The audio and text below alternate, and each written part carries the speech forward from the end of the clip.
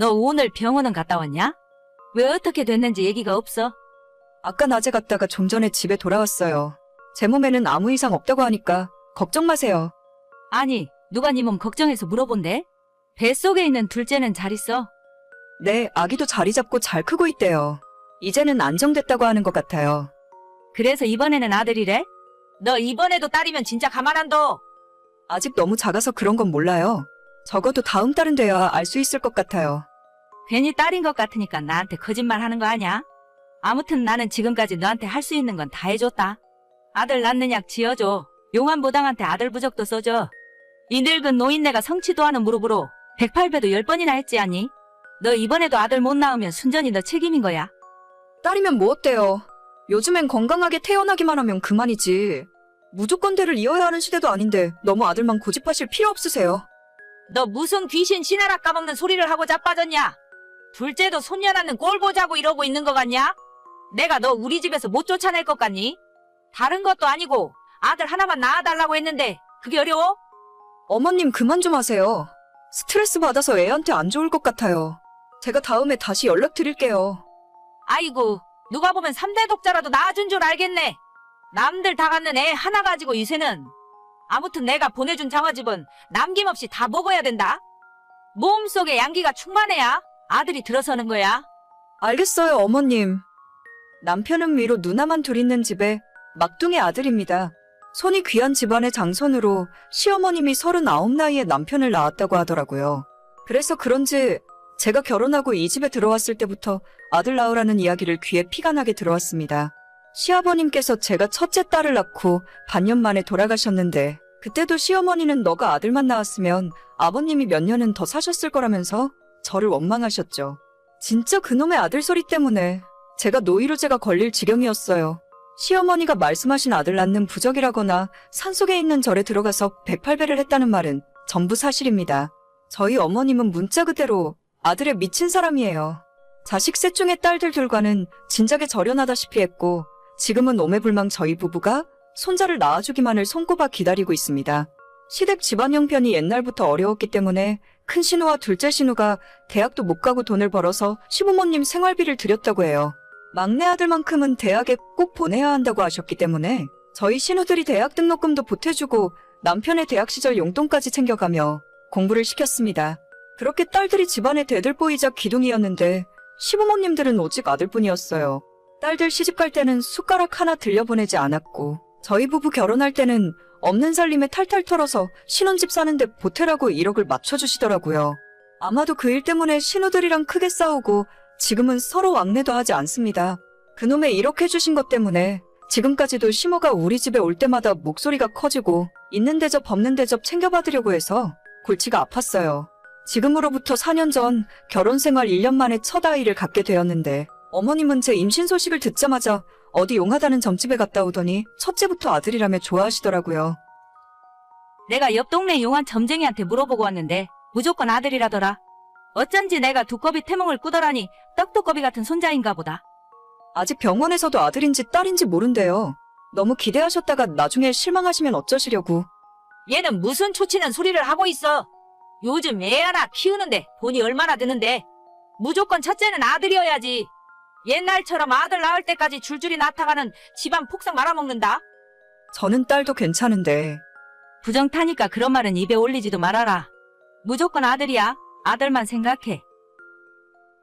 결국 몇 달 뒤 검사에서 뱃속의 첫째는 딸이었고 엄청나게 실망한 시부모님들은 제가 출산일에 애를 낳을 때도 병원으로 찾아오지도 않았습니다.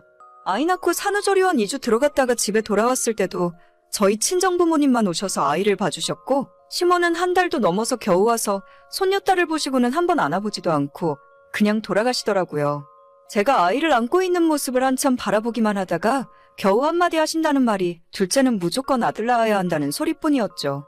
저는 정말 아들이건 딸이건 아무런 상관이 없었어요. 아니 솔직히 말해서 저한테는 아들보다 딸이 더 예쁘고 좋더라고요.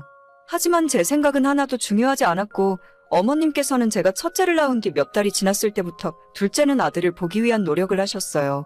전국 팔도에 용하다는 한의원에 가서 정체모를 한약도 많이 지어서 가져오셨고 무당한테는 아들 낳는 부적도 써서 제 속옷에 넣고 다니라 하시더군요. 아직 첫째 낳고 몸도 다 풀리지 않았는데 하루가 멀다 하고 둘째 소식은 언제냐고 물어보셨어요. 그 당시에는 저도 참 미련하고 멍청했던 게 그냥 손자를 너무 보고 싶으셔서 그런가 보다 생각하고 어머님의 그런 행동을 심각하게 느끼지 않았습니다. 하지만 둘째마저 딸이라는 소식을 전해드리고 나서부터 그 뒤로 어머님은 제게 연락 한 번 하신 적이 없습니다. 마치 저를 집안에 없는 사람이라고 생각하시는 것처럼 투명인간 취급을 하시더라고요. 욕이라도 먹으면 차라리 속이 시원했을 텐데 뻔히 눈앞에 있는 사람을 무시하면서 사람 취급을 해주지 않으셨죠. 하지만 당시에 저는 그런 일을 당하면서도 한마디 변명도 못할 정도로 기가 죽어 있었습니다. 몇 년 동안 아들 낳으란 소리를 들으며 시모한테 세뇌를 당하다시피 했더니 제가 진짜 시댁에 큰 죄를 지은 사람처럼 느껴졌어요. 그렇게 첫째 딸, 둘째 딸을 키우며 집안에서 죄인으로 살던 어느 날 처음 보는 번호로부터 연락을 받게 되었습니다. 고자남 씨 와이프 되시나요? 네, 맞는데 누구시죠? 저 고자남 과장님, 회사 부하 직원이에요. 일단 이거 한번 봐주셔야 할 것 같은데. 이게 대체 뭐죠? 지난 부산 출장에 고 과장님이랑 같이 갔었는데 그때 저녁에 술을 마시고 사고가 있었어요. 그래서 지금 저보고 어쩌라는 거죠? 저 솔직히 말해서 과장님 사랑하고 있어요. 과장님한테 얘기를 듣자 하니 사모님이랑 거의 이혼하기 직전이라고 하던데 그냥 시간 질질 끌지 말고 빨리 나가시는 게 어때요? 너 그게 무슨 헛소리야? 누가 그딴 소리를 해? 내 남편이 그랬니? 그건 저 말고 과장님한테 직접 물어보세요. 아무튼 빨리 결정하셔야 할 것 같아요. 저도 배불러 오기 전에 결혼식 올리고 싶거든요. 내가 너 가만둘 줄 알아? 그런 이야기는 저 말고 남편분이랑 알아서 하세요. 그쪽에서 다 알아서 하신다고 했으니까요. 그 여자가 저보다 나이가 어리고 아이를 갖고 있다는 이유만으로 시모와 남편은 저보고 이혼해달라 하더라고요. 지금 살고 있는 저희 집을 위자료로 줄 테니까 남편과 상간녀를 고소하지도 말고 조용히 서류에 도장 찍어 달랍니다. 변호사를 찾아가서 물어봐도 이 상황에서 저와 아이들에게 가장 유리한 방법은 집을 받아내는 것 말곤 없더라고요. 마음 같아서는 끝까지 이혼해주지 말고 두 인간들을 괴롭히고 싶었지만 당장 두 아이들을 생각해서 집을 받아내고 이혼했습니다. 저는 순식간에 두 아이들을 책임져야 하는 워킹맘이 되어버렸고 그 집을 전세를 주고 친정으로 들어와서 살기 시작했어요. 두 딸들을 친정엄마에게 맡겨두고 회사에 복직해서 일을 시작했습니다. 그 사이에 벌써 시간은 2년 반이나 지나갔고 정신없이 살다 보니 힘든 것도 모르겠더라고요. 전 남편과 상간녀의 결혼 소식과 그 뱃속에 있던 아이가 아들이라는 소문이 제 귀에 들렸지만 신경도 쓰지 않았습니다. 끼리끼리 만나서 얼마나 행복하게 사나 두고 보자는 심산이었으니까요. 아니나 다를까 며칠 전에 야근을 마치고 집에 돌아가는 중에 전 남편에게서 연락이 왔습니다. 잘 지내고 있어? 우리 딸들은 아무 일 없이 건강하지? 3년 동안 연락 한 번 없다가 무슨 염치로 갑자기 애들을 찾아? 아무리 합의 이혼했다지만 양육비만 떨렁 보내고 애들 보러 찾아오지도 않았으면서. 그러게 말이다. 내가 정말 나쁜 아빠였어. 갑자기 이러는 이유가 뭔데? 새로 젊은 여자랑 가정 꾸리고 아들까지 낳고 잘 살면서 왜 나한테 연락한 건데? 그 애가 내 아이가 아니라더라. 무슨 헛소리야. 애가 커갈수록 좀 이상하다 싶었는데 유전자 검사를 해보니 내 아들이 아니래. 나 이제 어쩌면 좋지. 너랑 우리 딸들이 너무 보고 싶어. 헛소리 하지 마. 너 우리 애들 앞에 나타날 생각하지도 말고. 바람 피우고 내쫓을 때는 언제고 이제 와서 무슨 헛소리야? 우리 엄마도 너만 괜찮다면 다시 합쳐보라고 하는데 진짜 생각 없니? 나 당신 번호 차단할게. 앞으로 연락하지 말고 양육비나 제때 보내. 여보, 우리 좋았잖아. 예전 시어머니도 후회하고 있다면서 손녀딸 한번 안아보는 것이 소원이라고 하더라고요. 눈물로 세월을 보내고 있다길래 아주 잘 됐다고 했습니다. 다 자업자득이고 잘 됐다고 앞으로도 계속 눈물 흘리며 후회하며 사시면 될 것 같다고 했더니 저보고 왜 그렇게 변했냐고 독하답니다. 독하긴 독해졌죠. 이혼녀 여자 혼자 몸으로 두 딸을 키우다 보니 저절로 독해졌습니다. 아이 한번 보고 싶다는 전 남편의 말을 거절하고 번호를 바로 차단해버렸어요. 애들이 커가면서 아빠를 찾을 거라는데 지금까지 한 번도 아빠 그립단 소리라는 걸 들어본 적이 없네요. 전 남편이 찾아오지 못하는 먼 동네로 이사라도 가고 싶은 심정입니다.